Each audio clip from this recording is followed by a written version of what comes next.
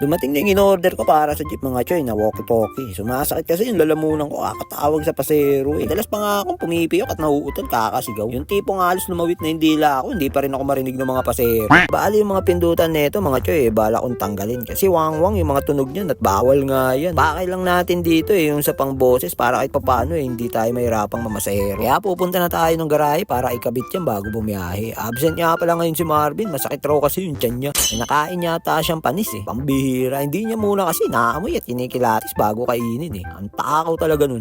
Pero bago yan, magpapagupit muna ako. Ang bilis na naman kasi umaba ng buhok ko eh. Mga pasero ko nga, panay manong bayad oh. Kompleto pa talaga yung letra eh no.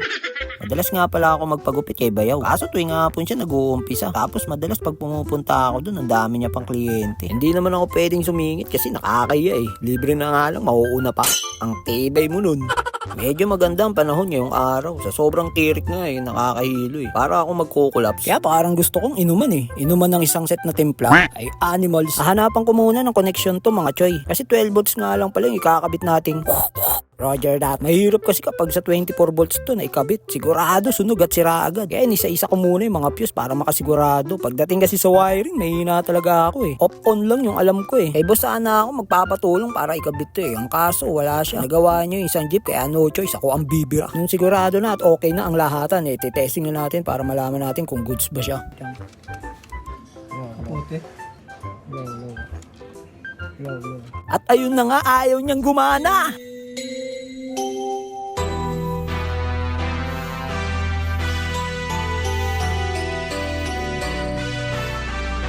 Okay, Kat. Take 2 tayo, direct. Kay boss ko na lang ipatitingin, baka lalong masira eh. Papalitan ko na lang muna ngayon yung goma ng clutch. Pagsilip ko kasi sa ilalim, mamasa-masa, kaya pala medyo pumapalya kahapon pag kinakambyo ko. Yung parang may pagkit, masarap yun, parang bagnet. Pagtanggal ko nga ng piston, nakita ko yung goma niya, makinis na. Kaya pala nagmamoist na siya kasi wala na yung labi niya sa lake. Iba yata yun ha. Bago ko palitan ng goma yan mga choy, lilinisan muna natin ng tubig yan na may sabon para matanggal yung mga anik-anik niya. At habang inuhugasan ko nga yan shoutout nga pala sa inyong lahat mga choy. Pasensya na kayo at hindi ko na kayo maisa-isa. Medyo busy na talaga sa paghahanap buhay, sa paggagawa ng content, pag-i-edit. Ang hirap pala talaga maging artista. Wow, ginusto mo yan eh. Nilagyan ko nga pala yan ng pampadulas mga choy bago ikabit. Para yung goma niya suabe lang siya pabalik-balik pag inaapakan. Tapos i-blade na natin yan mga choy. At dahil nga wala tayo makitang tropa sa paligid didiskartehan na lang natin yan ng malupitan na gawaan. Pagkatukot ko sa pedal mga choy nilaliman ko naman para luwagan yung bleeder. At palalabasin natin yung genie bubbles. Mga 2 o 3 beses ko atang ginawa yan mga choy hanggang sa mawala lang yung bula. Hindi ko na nga nasalo yung fluid eh.